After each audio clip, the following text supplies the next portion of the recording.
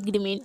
According to Section 2E of the Indian Contract Act 1872, every promise and every set of promises forming the consideration for each other is an agreement. Agreement means চুক্তি, Bengali definition. 1872 সালের ভারতীয় চুক্তি আইনের ধারা 2E অনুসারে প্রতিশ্রুতি এবং প্রতিটি প্রতিশ্রুতি একে অপরের জন্য বিবেচনা বা আলোচনা করাই হলো একটি চুক্তি। এটাই হলো কি চুক্তি।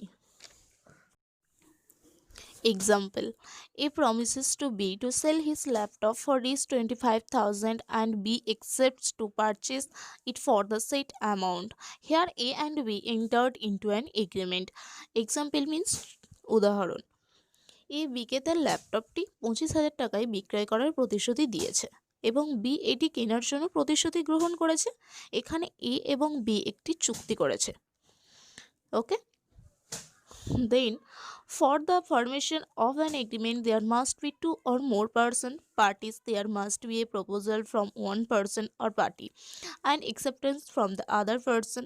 The person making the proposal is called the promisor and the person accepting the proposal is called promisee.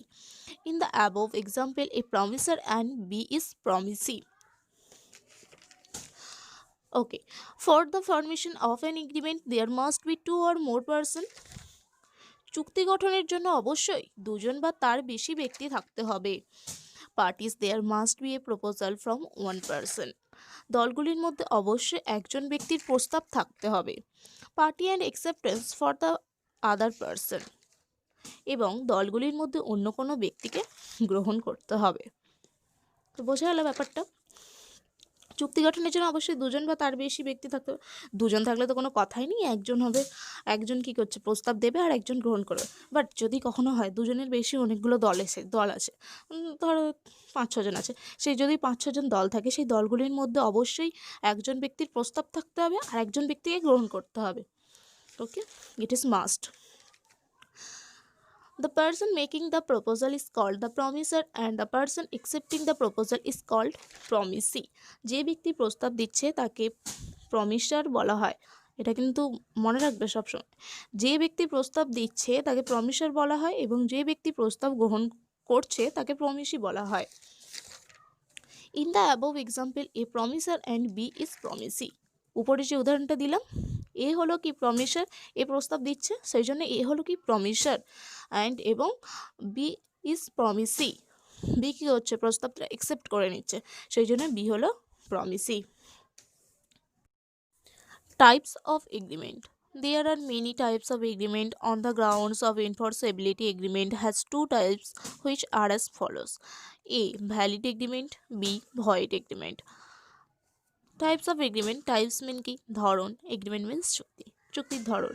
চুক্তি বিভিন্ন ধরনের আছে। প্রয়োগযোগ্যতার চুক্তির ভিত্তিতে দুটি প্রকার রয়েছে যা নিম্নে দেওয়া হলো।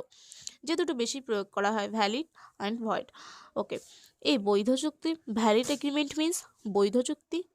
বি ভয়েড এগ্রিমেন্ট মিনস অকার্যকর চুক্তি।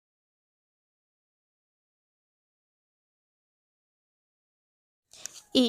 Valid agreement. Valid agreement is said to be valid if it can be enforceable in the court of law. Section 2H of the Indian Contract Act 1872 says that an agreement enforceable by law is a contract. Valid means বৈধ, agreement means চুক্তি। A. বৈধ চুক্তি। Definition: বৈধ চুক্তিটি বৈধ বলে মনে করা হয় যদি এটি আইন আদালতে প্রয়োগযোগ্য হতে পারে। 1872 সালের ভারতীয় চুক্তি আইনের 2 সাবসেকশন H ধারায় বলা হয়েছে যে আইন দ্বারা প্রয়োগযোগ্য একটি চুক্তি হলো একটি চুক্তি। তাহলে এটা আমাদের জানতে হবে কোন চুক্তিটি কখন বৈধ হবে। যখন কোন একটি চুক্তি হবে সেই চুক্তিটি যখন আইন আদালতে প্রয়োগযোগ্য হবে তখনই সেটা হবে বৈধ চুক্তি। ওকে, নেক্সট আমরা আসছি B void agreement. According to section 2G of the Indian Contract Act 1872, an agreement not enforceable by law is said to be void. Okay, void means অকার্যকর, এগ্রিমেন্ট মিনস চুক্তি। অকার্যকর চুক্তি বাংলাটা বাংলা হেডিংটা দেখেই বোঝা যাচ্ছে যে কী হতে পারে ব্যাপারটা, নিশ্চয়ই কোনো কার্যকর নয়, সেই জন্য অকার্যকর চুক্তি। ওকে, 1872 সালের ভারতীয় চুক্তি আইনের 2 সাবসেকশন জি ধারা অনুসারে একটি চুক্তি আইন আদালতে কার্যকর করা হয় না বলে এটিকে অকার্যকর চুক্তি বলা হয়।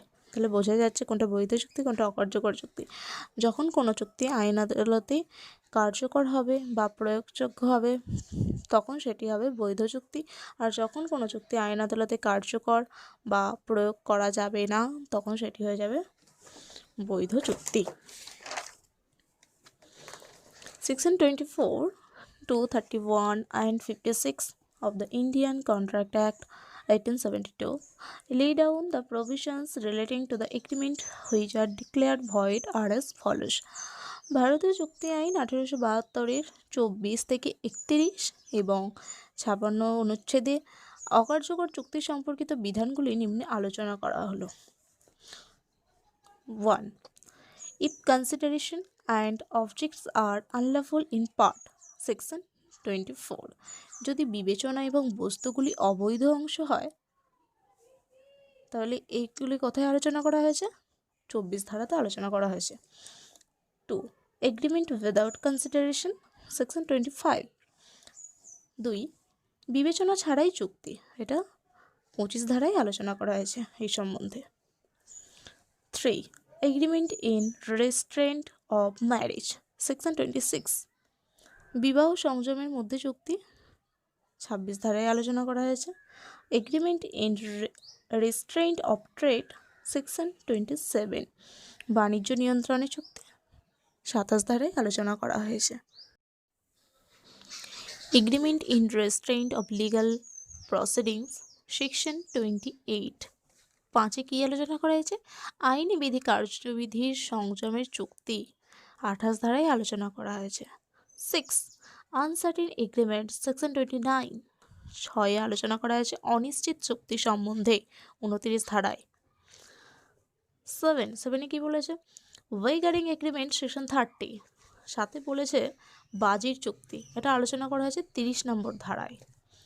8. Agreement contingent on impossible event, section 31। 8 কি বলা আছে? অসম্ভব ঘটনার উপর চুক্তি দল, এটা 31 ধারায় আলোচনা করা হয়েছে এই সম্বন্ধে। 9. Agreement to impossible acts, section 56। 9 বলা হয়েছে অসম্ভব কাজগুলিতে চুক্তি, এই সম্বন্ধে আলোচনা করা হয়েছে 56 নম্বর ধারায়। এগ্রিমেন্ট টু মাইনর টেন, 10 কি বলা হয়েছে? নাবালকের সাথে চুক্তি। 11.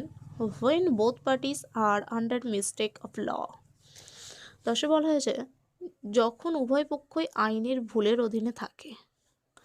এগুলো সবই কিন্তু ভয়েড মিন্স অকার্যকর চুক্তি, এগুলো কোনোটাই কার্যকর নয়, অকার্যকর চুক্তি।